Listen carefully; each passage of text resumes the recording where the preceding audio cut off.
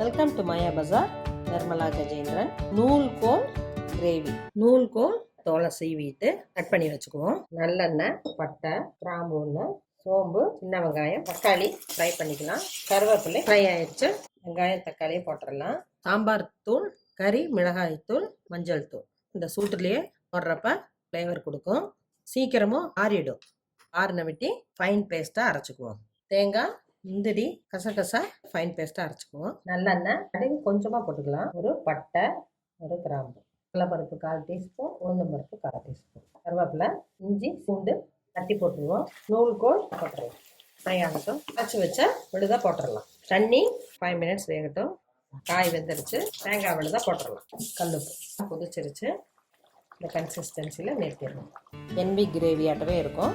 இந்த இட்லி, தோசை, சப்பாத்தி, பூரி, பரோட்டா, சாதம் எல்லாத்துக்குமே காம்பினேஷன் நல்லாயிருக்கும். தேங்க்யூ.